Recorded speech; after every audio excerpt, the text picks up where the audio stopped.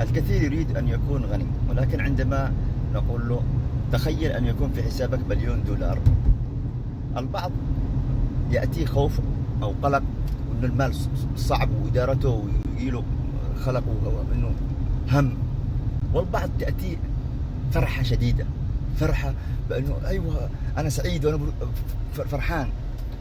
هو لا يعلم أيضا أن الفرحة أيضا هي معيق من معيقات تجلي هذا المليون أو الهدف، لأن ببساطة الفرحة أصلا ماذا خلفها؟ خلفها احتياج شديد، رغبة شديدة في الحصول على المال. أيوة أريد هذا الشيء، أيوة أنا محتاج له، أنا محتاج له. هذه هي المشاعر الخفية خلف تلك الفرحة، يعني في العمق في اللاواعي خلف تلك الفرحة. لذلك الكون هو ذبذبي وليس قيمي. يعني كيف؟ بمعنى أنه باختصار أنه ما الأشياء اللي تشعر فيها الآن تتجلى لك. بمعنى أنت عندما تشعر بالاحتياج والرغبة، أنا أريد والعوز، يجذب لك مزيدا من الاحتياج والرغبة والعوز، بس رغبات واحتياجات بس. والأهداف والأشياء تتجلى بالنوايا وليس بالرغبات والاحتياجات. الرسول صلى الله عليه وسلم يقول إنما الأعمال بالنيات وإنما لكل امرئ ما نوى. ولكن الاحتياج يجذب لك مزيد من الاحتياج. تذكروا الفيديو السابق اللي قلت عليه أنه الدنيا لا تعطي محتاج، ما تعطي محتاج إلا إذا الشخص اللي راح للبنك، عندما تروح عند البنك تقول له أنا محتاج لك، أحتاج قرض، أريد قرض، أنا محتاج. فهل صاحب البنك بيعطيك الفلوس؟ لا.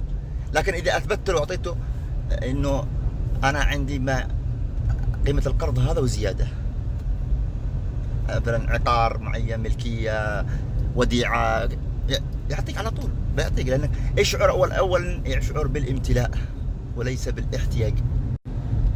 شيء آخر يقول الله عز وجل إن الله لا يحب الفرحين، لأن أيضا الفرحة هي فائض احتمال، وعندما يكون هناك فائض احتمال أوفر، مشاعر زيادة، يعني فائض احتمال باختصار، يتدخل قانون التوازن. في قانون اسمه قانون التوازن، يعمل توازن. للشمس ينبغي لها أن تدرك القمر والليل سابق النهار وكلهم في فلك يسبحون، كلهم بتوازن. يتدخل قانون التوازن يخفف من تلك الأهمية، من فائض الاحتمال هذا، فالأهمية الزائدة هذه والفرحة الشديدة يبدأ يخفضها شوي شوي شوي شوي شوي شوي. كيف؟ بأنه يمنعها،